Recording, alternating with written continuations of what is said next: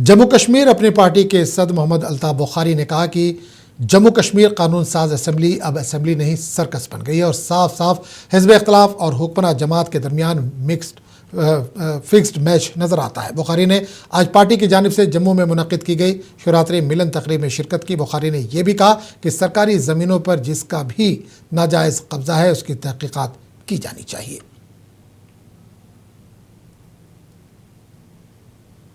वो तो सर्कस एक चल रहा है, असेंबली अब कहाँ चल रही है। वहाँ तो एक सर्कस चल रहा है, फिक्स मैच चल रहा है अपोजिशन और रूलिंग पार्टी के दरमियान। लोगों का मजाक बना रहे हैं। सबका है कि सरकार को सभी जितनी सरकारी ज़मीनें हैं, कस्टोडियन ज़मीनें हैं, वक़्फ़ की ज़मीनें हैं, बाकी दूसरी जो भी स्टेट लैंड जिनको कहते हैं, पूरी एक लिस्ट जारी करनी चाहिए। उससे पता लगेगा कौन कहाँ पर, और जो जिसका भी इलीगल कब्जा है उसको हटाना चाहिए वहाँ से। ऐसा तो है नहीं। जम्मू कश्मीर पुलिस ने एक बैनुल-अक़वामी multi crore online investment scam पर काम करने में कामयाबी हासिल की, जिसमें जाली तिजारती प्लेटफॉर्म इस्तेमाल किए गए थे। मुलज़िमान की गिरफ्तारी, घरों की तलाशी, बैंकों और दीगर महकमों के रिकॉर्ड के जरिए शवाहिद इकट्ठे करने के हवाले से पुलिस की सख्त कोशिशों से ये बात सामने आई कि सोशल मीडिया पर ऑनलाइन इन्वेस्टमेंट के लालच के जरिए लोगों को धोखा दिया जा रहा है। इसके जरिए जब मुतासरीन ट्रेडिंग के जाली प्लेटफॉर्म में सरमायाकारी करना शुरू कर देते हैं तो इनकी रकम मुकामी लोगों के अकाउंट्स में जमा कर ली जाती हैं। एसएसपी गांदरबल ने एक प्रेस कॉन्फ्रेंस के जरिए इस पूरे मामले की तफसीलात से आगाह किया।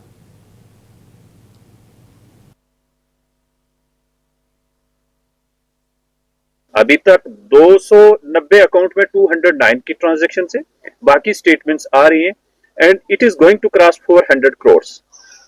तो ये 400 करोड़ अमाउंट आया कहां से, ये देखना जरूरी है। जो टीम लीडर है उसका हमने जो मिस्टर इकांत योगदत्त, ये चाइना से वापस आ रहा था, हमने ट्रैक किया और दिल्ली एयरपोर्ट पे हमने इसको अरेस्ट किया। और इससे हमने काफी electronic devices, foreign currency, Chinese, Nepali currency और साथ में इसकी जो मनी ट्रेल है उसकी आइडेंटिटी।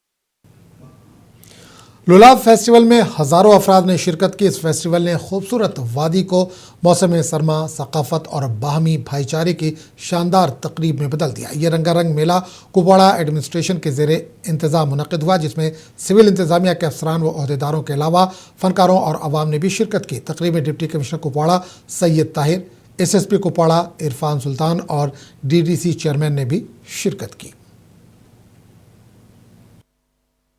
तो हमने कोशिश की कि गवर्नमेंट स्कीम्स को का एक अवेयरनेस किया जाए और ज़्यादा से ज़्यादा लोग अगर कोई स्कीम से महरूम है तो उनको वहाँ पे रजिस्टर किया जाए। और नशा मुक्त भारत का और नशा मुक्त कुपवाड़ा का भी एक संदेश देने की कोशिश हमने यहाँ पे एक स्किट के जरिए और एक प्लेस के थ्रू जो हमारी यूथ को दी। और एक लास्ट में बोलना चाहूँगा कि यूथ एंगेजमेंट के लिए मैं मानता हूँ ये बहुत बढ़िया प्लेटफॉर्म था। जो भी बेरोजगार नौजवान है जो यहाँ से बाहर काम करने के लिए जाते हैं उनके लिए बहुत ही इनिशिएटिव है कि वो यहाँ पे काम बहुत अच्छा उनका काम जाएगा यहाँ पे। फिर जितना टूरिज्म डिस्ट्रिक्ट कुपवाड़ा में बढ़ जाएगा उतना बेरोजगारी भी बहुत कम हो जाएगी। लोग जो बच्चे मतलब ड्रग्स में मुलव्वस हो रहे हैं वो ड्रग्स छोड़। राजौरी ज़िले के कालाकोट इलाके में वाक़ टाटा पानी को कभी कुदरत का एक शानदार तोहफ़ा समझा जाता था और ये ख्याल किया जाता था कि इसमें बहुत से बीमारियों के लिए शफा बख्श खुसूसियात हैं। अफसोस की बात यह है कि मुकामी इंतज़ामिया की गफलत और बेहिसी की वजह से ये जगह आहिस्ता आहिस्ता इलाज के ज़रिए से ख़तरे की जगह में तब्दील होती जा रही है। दूर दराज इलाकों से सैकड़ों लोग इस गर्म चश्मे में नहाने और इलाज व मुआलजे के लिए आते थे, ताहम आवाम को बुनियादी सहूलतें फराहम की जा रही हैं या नहीं इसकी किसी को फिक्र नहीं। जगह जगह कचरे के ढेर नजर आते हैं जिससे इर्द गिर्द बदबू फैली हुई है। गर्म पानी के तालाब में दाखिल होते वक्त फिसलने का शदीद ख़तरा है क्योंकि सीढ़ियाँ और टाइल्स इंतहाई फिसलन वाली हैं। इसके बावजूद इंतज़ामिया ने इस ख़तरे पर कोई तवज्जो नहीं दी। ज़ायरीन के लिए नहाने के लिए कम अज़ कम 15 मिनट का वक्त मुकर्रर किया जाना चाहिए था, लेकिन ऐसा इंतज़ाम मौजूद नहीं है। इसके अलावा आम सयाहों खुसूसन ख़वातीन ने शिकायत की है कि वो नहाते हुए इनके कपड़े और जूते चोरी हो जाते हैं।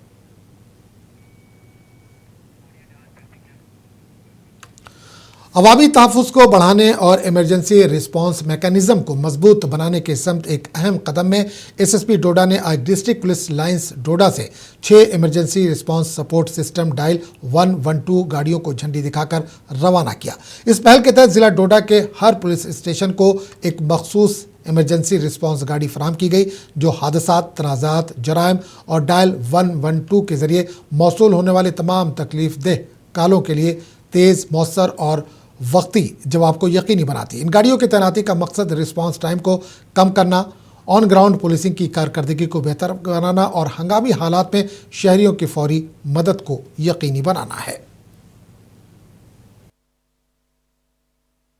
सिर्फ पुलिस की ही नहीं, ये इंटीग्रेट किया गया है, पुलिस, मेडिकल और बाकी फायर सर्विसेज को भी इंटीग्रेट किया गया है।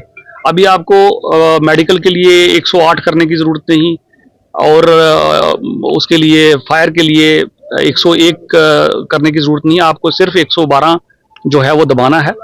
और आपका जो इवेंट है ये पुलिस कंट्रोल रूम में आ जाएगा। पुलिस कंट्रोल रूम से इमीडिएटली ये शिफ्ट होगा उस कंसर्न्ड थाने की गाड़ी में, जहां पे हमारी टीम ऑलरेडी रेडी होगी और वो इमीडिएटली जो है वो मौके पे पहुंचेगी।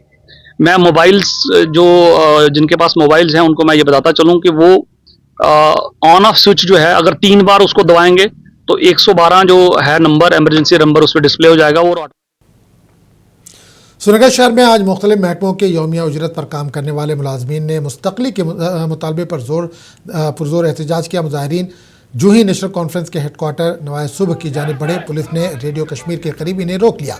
मुजाहिरीन ने हुकूमत से फौरी तौर पर मुस्तकली पॉलिसी वज़ करने और बरसों से लटके मुतालबात पूरे करने का मुतालबा किया। मुलाजमीन ने इंतबाह दिया कि अगर उनकी जायज़ मांगें पूरी नहीं की गई तो एहतजाज में शिद्दत पैदा की जाएगी। अगर सरकार की नीयत साफ है तो सरकार वाजिया करे पॉलिसी को, पॉलिसी क्या है, लेकिन पॉलिसी तो वाजिया नहीं हो रही है। एक तो ये, दूसरा हम चाहते हैं कि इसकी वजाहत चाहते हैं, सरकार ने जो पॉलिसी बनाई है क्या उसमें वो सारे बेनिफिट्स दिए गए हैं जो यहाँ के कंफर्म्ड एम्प्लॉयज ले रहे हैं? क्या उसमें वो सारे बेनिफिट्स है जो यहाँ के यूटी बनने के बाद यहाँ के regular employees, 4th class employees दे रहे हैं? एक ये, दूसरा ये कि अगर फेज 1 रेगुलराइज हो जाता है, फेज 2 के तहत जो लोग पीछे रहे। जम्मू कश्मीर के डोडा जिले के कासीगढ़ गांव में एक चौंका देने वाला वाकया उस वक्त पेश आया जब एक खातून ने अपने शौहर के चेहरे पर गर्म तेल डाल दिया। बताया जा रहा है कि शौहर और बीवी के दरमियान घरेलू झगड़े की वजह से बीवी ने तैश में आकर सोते हुए शौहर के चेहरे पर तेल फेंक दिया, जिससे वो जख्मी हो गया। बताया जा रहा है कि राजेंद्र सिंह ने 2 शादियां की और अक्सर दूसरी शादी पर पहली बीवी से झगड़ा रहता था।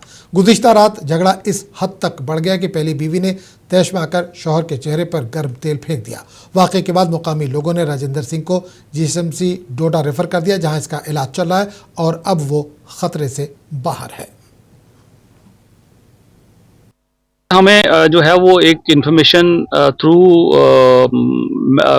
पुलिस जो हमारी हॉस्पिटल में चौकी है उसके थ्रू हमें इंफॉर्मेशन आई है, बट हमें एज सच जो है कोई कंप्लेंट उस व्यक्ति की तरफ से अभी नहीं आई है। We are inquiring into the matter और अगर इस पे हमें लगा कि ये एक्सीडेंटल नहीं है तो वी विल समाजी बहबूद महकमा बडगाम ने अटल वायु अभ्युदय योजना के तहत बुजुर्ग शहरियों के लिए योगा और मुनाकबा प्रोग्राम का इनेकाद किया। इस प्रोग्राम में बुजुर्ग शहरियों ने भरपूर जोश खरोश के साथ शिरकत की और तरबियत याफ्ता इंस्ट्रक्टर्स की निगरानी में योगा आसन, सांस की मशक़ें और मुराक़बे की सरगर्मियों में हिस्सा लिया। इस इक़दाम का मकसद बुजुर्ग शहरियों में जिस्मानी सेहत, ज़हनी सुकून और सेहतमंद तर्ज़ ज़िंदगी को फ़रोग़ देना था। इनको रिक्रिएशनल एक्टिविटीज़ करवाई, स्पोर्ट्स एक्टिविटीज़ करवाई और इंटरजेनरेशनल बॉन्डिंग जो हमारी कुछ यहाँ पे है ऑर्फेनेजेस है वहाँ पे हम इनको ले गए, वहाँ पे इनको इंटरेक्ट कराया, छोटे बच्चों के साथ इंटरेक्ट करवाया और ताकि ये इनको लगे कि हम इंक्लूसिव सोसाइटी में रह रहे हैं, हमारे लिए भी कोई है। और आज जो हमने ये यहाँ पे योगा और मेडिटेशन सेंटर ये प्रोग्राम हमने यहाँ पे किया ताकि ये जो बुजुर्ग है, किसी को मेंटल स्ट्रेस है, किसी को बीमारी है कोई, वो थोड़ा सा योग